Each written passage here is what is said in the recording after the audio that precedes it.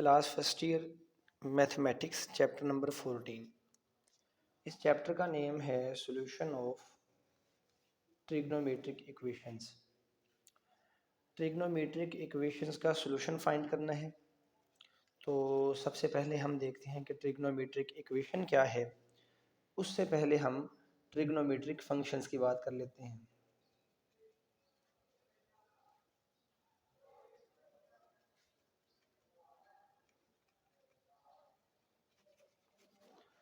Trigonometric functions हमारे पास जो ये फंक्शंस हैं, जैसे साइन थीटा और कॉस थीटा, इसी तरह से टेन थीटा, और इनके रेसिप्रोकल्स ले लें। साइन का रेसिप्रोकल है कोसेकन थीटा और कॉस का रेसिप्रोकल है सेकन थीटा, टेन का रेसिप्रोकल है कॉट थीटा।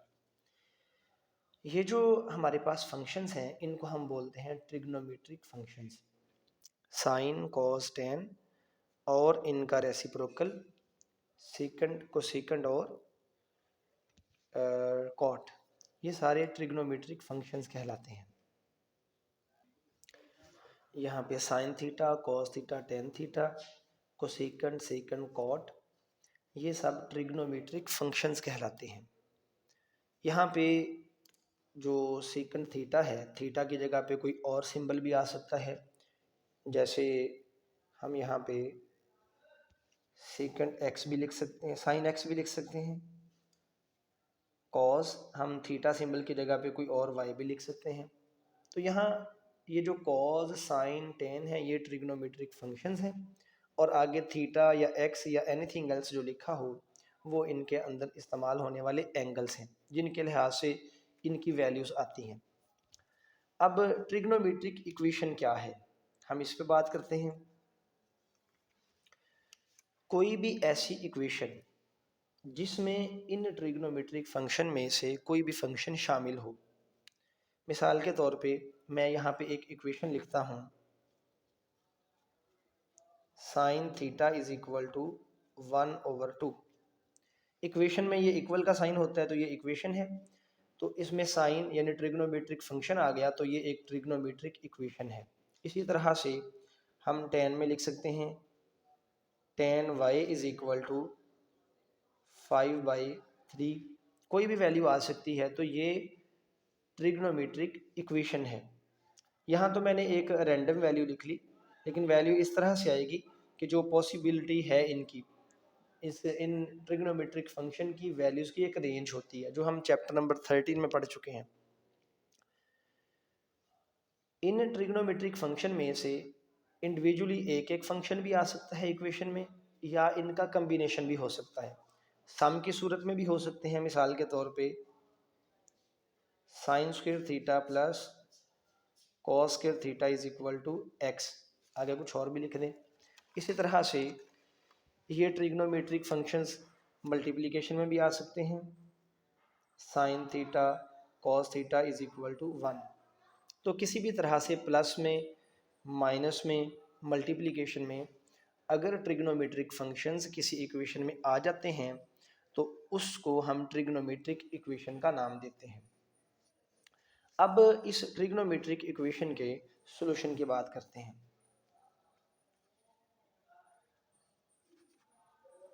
एक ट्रिग्नोमेट्रिक इक्वेशन को सॉल्व करने का मतलब ये है कि हमने ट्रिग्नोमेट्रिक फंक्शन में जो एंगल आ रहा है, जैसे साइन के अंदर एंगल आ रहा है थीटा, हमने इस थीटा की वैल्यूज मालूम करनी है।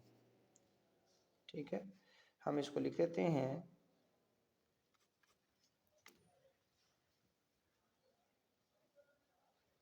Values of theta are solution set of trigonometric function. यहाँ थीटा से मुराद एंगल है, एक्स भी आ सकता है, वाई भी, या कुछ और सिंबल। तो साइन हो या कॉस थीटा हो या टेन थीटा हो या इनके रेसिप्रोकल्स हों, किसी भी ट्रिग्नोमेट्रिक फंक्शन में जो एंगल आ रहा है उसकी जो ऑल पॉसिबल वैल्यूज़ हैं उन वैल्यूज़ का जो सेट निकालना, उनको फाइंड करना, उस ट्रिग्नोमेट्रिक फंक्शन का सॉल्यूशन कहलाता है। अब एक ट्रिग्नोमेट्रिक फंक्शन के कितने सॉल्यूशंस हो सकते हैं, तो उसके लिए ये नोट कर लें, there are infinite number of solutions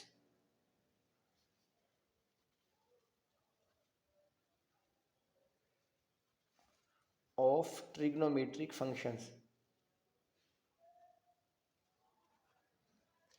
एक ट्रिग्नोमेट्रिक फंक्शन के इन्फिनिट नंबर ऑफ सॉल्यूशंस मौजूद होते हैं। अब इन्फिनिट नंबर ऑफ सॉल्यूशंस क्यों हैं, इसकी रीज़न ये है कि जितने भी ट्रिग्नोमेट्रिक फंक्शंस हैं वो पीरियोडिक होते हैं।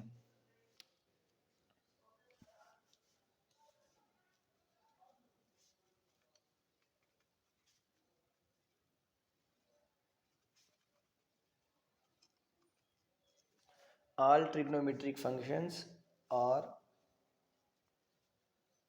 पीरियोडिक।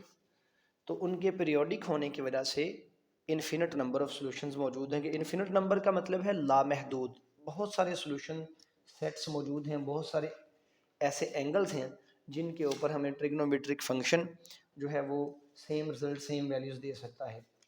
मिसाल के तौर पे हम यहाँ पे साइन थीटा की बात कर लेते हैं।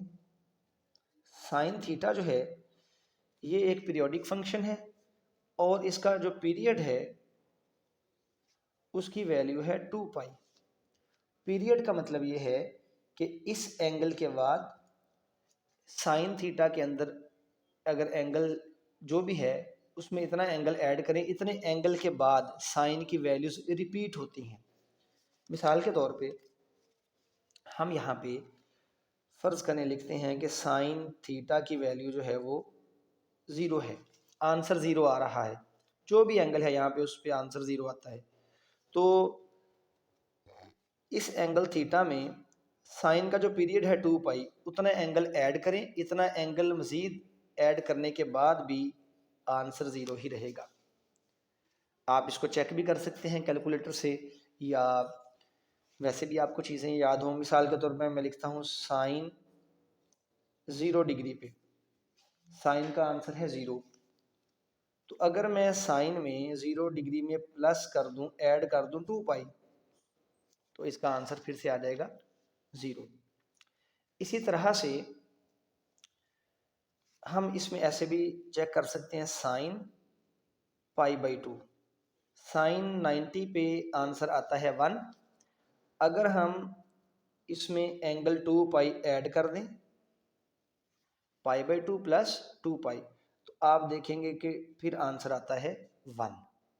तो एंगल 2 पाई साइन का पीरियड है। अब अगर साइन का आंसर है 1 और यहाँ पे हम लिखते हैं फंक्शन है, इसको यहाँ लिख लेते हैं sine theta is equal to 1। अब थीटा की कौन सी वैल्यू है, थीटा की जो वैल्यू होगी वो इस फंक्शन का सोल्यूशन है। तो थीटा की कौन सी वैल्यू पे 1 आता है, एक से ज़्यादा वैल्यूज़ हैं, ये वैल्यू भी है, ये भी है। इस एंगल में मज़ीद 2 पाई ऐड करें तो वो वैल्यू भी होगी, मज़ीद 2 पाई ऐड करें थीटा की वो वैल्यू भी होगी। तो इस तरह से हम लामहदूद थीटा की वैल्यूज़ निकाल सकते हैं जिन पे आंसर 1 आता है। तो इस तरह हम ये जान लेते हैं कि ट्रिग्नोमेट्रिक फंक्शंस पीरियोडिक होने की वजह से इनका जो सॉल्यूशन है वो इन्फिनिट है, एक से ज़्यादा सॉल्यूशंस मौजूद हैं। तो फिर हम इस तरह से लिख लेते हैं, मिसाल के तौर पे जैसे हम साइन 0 की बात करते हैं, यहाँ से sine theta is equal to 0, तो इसका सॉल्यूशन क्या लिखेंगे, हम इसका सॉल्यूशन लिखेंगे इस वैल्यू के लिए theta is equal to n pi. वो इसलिए कि अगर हम n की वैल्यू रखें 0 या 1 या 2 या 3 एंड सो ऑन, 0 रखेंगे तो 0 पाई, साइन 0 पे आंसर 0 है। 1 रखेंगे तो थीटा आएगा 1 पाई, साइन पाई का आंसर भी 0 है। 2 रखेंगे तो 2 पाई, साइन 2 पाई पे आंसर भी 0 है, सो ऑन। तो इस तरह से हम जब सोल्यूशन लिखेंगे इन्फिनिट नंबर ऑफ सॉल्यूशंस, तो फिर हम इस तरह मेंशन करेंगे जनरली कि theta is equal to n pi या जो भी एंगल बनता होगा। इसी तरह से हम मज़ीद देख लेते हैं कि जो कॉस थीटा फंक्शन है, इसका जो पीरियड है, मैं यहाँ जस्ट पीरियड्स लिखता हूँ। कॉस थीटा का पीरियड भी 2 पाई है, एंगल 2 पाई के बाद कॉस थीटा की वैल्यूज रिपीट होंगी। इसी तरह से बल्कि साथ एक एग्जांपल भी डिस्कस कर रहे हैं। मिसाल के तौर पे कॉस 60 पे आंसर आता है 1/2। तो आप ये चेक कर सकते हैं कि कॉस 60 इसमें ऐड कर दें एंगल 2 पाई, यानी कि 360 ऐड कर दें तो आंसर फिर 1/2 आएगा। इसी तरह से आप लिखें कॉस 45, यहाँ आंसर आता है 1/√2। आप चेक कर लें, कॉस के अंदर 45 में 360 एंगल ऐड कर दें, 360 या 2 पाई दोनों तरह से लिख सकते हैं, तो आंसर फिर से आएगा 1/√2। तो यहाँ से आपको ये क्लियर करवाया है कि पीरियोडिक होने का मतलब क्या है, कि एंगल जितना पीरियड होगा किसी फंक्शन के बाद, उस एंगल के बाद उस फंक्शन की वैल्यूज रिपीट होती हैं, सेम वैल्यू आ जाती है उस एंगल के बाद। अब टेन की बात कर लेते हैं। तो जो टेंजेंट थीटा है, टेंजेंट थीटा का पीरियड है पाई। सो टेन थीटा, इसका पीरियड है पाई। पाई का मतलब एंगल 180 डिग्री से। इस एंगल के बाद टेन के अंदर वैल्यूज रिपीट होंगी। मिसाल के तौर पे टेन 45 पे आंसर आता है 1, तो एंगल 180 मज़ीद ऐड करने के बाद 45 में 180 ऐड किया तो दोबारा से आंसर आएगा 1। तो इस तरह से टेन का जो पीरियड है वो 180 या पाई है, कॉस का पीरियड 2 पाई है, और जो साइन है उसका पीरियड भी 2 पाई है। तो ये हमें कॉन्सेप्ट इस्तेमाल करना पड़ेगा जब हमने आगे सॉल्यूशन सेट्स मालूम करने हैं। अब नेक्स्ट जो है वो हम रेफरेंस एंगल की बात कर लेते हैं, जो कि यहाँ पे कॉन्सेप्ट इस्तेमाल होगा। एक एंगल होगा और एक रेफरेंस एंगल टर्म इस्तेमाल होगी।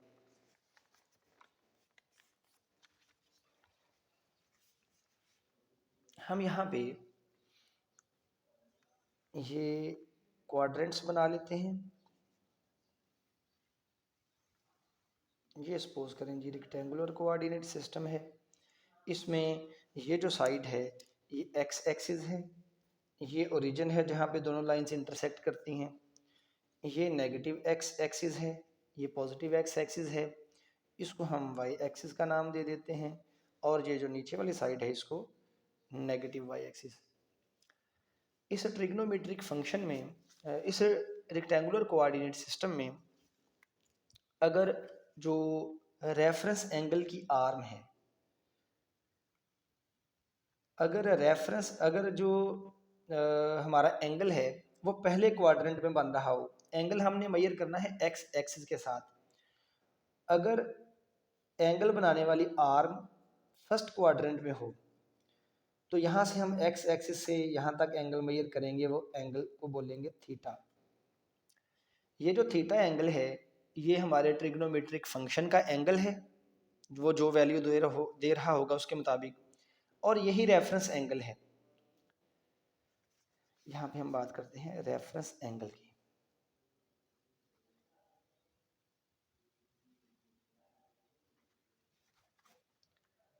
एक्स एक्सिस के साथ जो भी एंगल हम मेजर करेंगे एंगल की आर्म का, वो रेफरेंस एंगल कहलाएगा।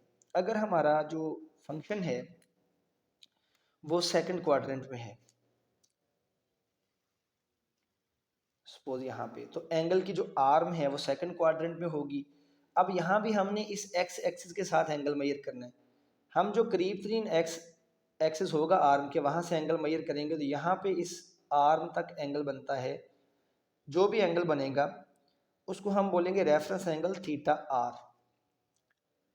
हमने जो ट्रिग्नोमेट्रिक फंक्शन है उसकी वैल्यू रेफरेंस एंगल के हवाले से नहीं निकालनी, बल्कि हमने अपने फंक्शन की वैल्यू निकालनी होती है पॉजिटिव एक्स एक्सिस से जो एंगल बनता है उसके मुताबिक। यहाँ से पॉजिटिव एक्स एक्सिस से यहाँ तक एंगल बनता है, उस एंगल को नाम देंगे थीटा। तो सेकंड क्वाड्रेंट में जो एंगल थीटा होगा उसकी वैल्यू मालूम करने का फॉर्मूला ये होगा, एंगल थीटा क्या बनता है जिस पे हमने ट्रिग्नोमेट्रिक फंक्शन की वैल्यू निकालनी है, angle theta is equal to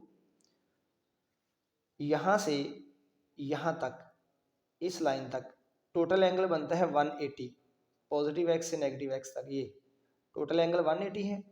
तो सेकंड क्वाड्रेंट में ये रूल होगा कि जब भी सेकंड क्वाड्रेंट में एंगल होगा हम 180 में से जितना भी रेफरेंस एंगल बन रहा होगा वो माइनस करेंगे।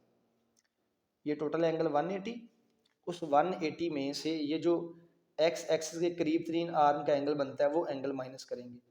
तो ये देख लें यहाँ तक 180, उसमें से थीटा आर निकाल दें, 180 माइनस थीटा आर, तो ये एंगल बनेगा थीटा। तो जो ट्रिग्नोमेट्रिक फंक्शन है उसकी वैल्यू इस एंगल के मुताबिक होगी, ये रेफरेंस एंगल होगा। अगर हमारा जो फंक्शन है उसको हम ले जाते हैं सपोज थर्ड क्वाड्रेंट में, ये फर्स्ट क्वाड्रेंट है, ये सेकंड क्वाड्रेंट है, इसको हम बोलते हैं थर्ड क्वाड्रेंट, और इसको फोर। ये जो रूल बता रहा हूँ तमाम सॉल्यूशंस में ये इस्तेमाल होगा। थर्ड क्वाड्रेंट की अगर बात करें तो थर्ड क्वाड्रेंट में एक्स एक्सिस के करीब तरीन आर्म तक का एंगल बनता है, एंगल की जो आर्म बनती है ये वाला एंगल बनता है, इसको हम बोलेंगे थीटा आर यानी रेफरेंस एंगल। और जो असल एंगल है जिसके लिहाज से हमने फंक्शन की वैल्यू निकालनी है उसे पॉजिटिव एक्स एक्सिस से एंटी क्लॉकवाइज लेके आएंगे यहाँ से, तो वो एंगल यहाँ से शुरू होके यहाँ तक होगा। अब यहाँ से यहाँ तक एंगल है 180 और उस 180 में थीटा आर ऐड कर दें, तो थर्ड क्वाड्रेंट में एंगल फाइंड करने का रूल होगा angle theta is equal to 180 plus theta R. Theta R means reference angle. और फोर क्वाड्रेंट की अगर हम बात करें तो यहाँ पे हमारी सपोज करें एंगल की आर्म है, तो इस एक्स एक्सिस से करीब तरीन ये एंगल बनता है, इस करीब तरीन एंगल को बोलेंगे रेफरेंस एंगल थीटा आर। और अब क्योंकि हमने पॉजिटिव एक्स एक्सिस से एंटी क्लॉकवाइज एंगल मेजर करना है, यहाँ से घूम के यहाँ तक आएंगे, पूरा सर्कल बनेगा, तो टोटल एंगल बनता है 360। तो रेफरेंस एंगल को 360 से माइनस करेंगे तो हमारा फंक्शन का एंगल होगा theta is equal to 360 minus theta R. अब फिर से देख लें, अगर जो ट्रिग्नोमेट्रिक फंक्शन है वो फर्स्ट क्वाड्रेंट में है तो जो एंगल पॉजिटिव एक्स एक्सिस के साथ बन रहा होगा वो ही हमारा रेफरेंस एंगल होगा, theta is equal to theta R. और अगर सेकंड क्वाड्रेंट में हमारा फंक्शन होगा साइन कॉस या टेन, तो फिर उसके अंदर जो एंगल आ रहा होगा उसकी वैल्यू हम निकालते हैं 180 minus theta R. X axis के साथ करीब तरीन जो एंगल बनता है वो उसमें से वो 180 से निकाल दें। इसी तरह से थर्ड क्वाड्रेंट में रूल है थीटा बराबर है 180 प्लस थीटा आर, और फोर्थ क्वाड्रेंट में 360 माइनस थीटा आर। अगर फर्स्ट क्वाड्रेंट की बात करें, कैसे पता चलेगा कि हमारा जो फंक्शन है साइन कॉस टेन वो किस क्वाड्रेंट में है? अगर उनकी वैल्यूज पॉजिटिव हैं, साइन की, कॉस की, टेन की, तो इसका मतलब है कि वो फर्स्ट क्वाड्रेंट में है। इसमें जो ऑल ट्रिग्नोमेट्रिक फंक्शंस होंगे वो पॉजिटिव हैं। अगर सेकंड क्वाड्रेंट की बात करें तो सेकंड क्वाड्रेंट में साइन थीटा पॉजिटिव होगा, साइन थीटा की वैल्यू सेकंड में पॉजिटिव है। थर्ड में टेन थीटा की वैल्यूज पॉजिटिव हैं। थर्ड क्वाड्रेंट में साइन और कॉस नेगेटिव हैं, सेकंड में कॉस और टेन नेगेटिव हैं। और थर्ड क्वाड्रेंट में आ जाएं तो इसमें कॉस थीटा की वैल्यूज पॉजिटिव होंगी। बाकी जो साइन और कॉस आएंगे या उनके रेसिप्रोकल होंगे वो फोर्थ क्वाड्रेंट में उनकी वैल्यूज नेगेटिव होंगी। तो हम इनकी वैल्यूज को देख के भी डिसाइड कर लेते हैं कि हमारा जो फंक्शन है वो कहाँ कहाँ पे हो सकता है। मिसाल के तौर पे टेन थीटा की बात करते हैं, हमें अगर टेन थीटा गिवन है और वो पॉजिटिव है, लिख लेते हैं tan theta is equal to 1 लिख लेते हैं, तो ये पॉजिटिव है। अब इसकी जो वैल्यू प्लस है वो दो जगह पे हो सकती है, पहले क्वाड्रेंट में या थर्ड क्वाड्रेंट में। तो एंगल कौन सा होगा हमने कैसे ढूंढना है? इस तरह से पहले क्वाड्रेंट में हम जानते हैं कि थीटा अगर 45 होगा तो टेन पॉजिटिव होगा, तो या तो 45 वैल्यू है और इसका पीरियड क्योंकि रेफरेंस एंगल 45 आ गया, और इसका पीरियड क्योंकि पाई है 180 है तो 45 में 180 ऐड कर दें, एक है third quadrant, 180 plus reference angle 45, तो जो एंगल बनेगा वो, तो दो एंगल्स आ जाएंगे, एक पहले वाला और एक तीसरे वाला। अगर tan पॉजिटिव है, अगर tan थीटा की वैल्यू नेगेटिव आ जाती है -1 तो इसका मतलब है कि tan थीटा या तो सेकंड क्वाड्रेंट में है क्योंकि इसमें सिर्फ साइन पॉजिटिव है, या ये 4 वाले में, फिर ये 1 और 3 में नहीं हो सकता।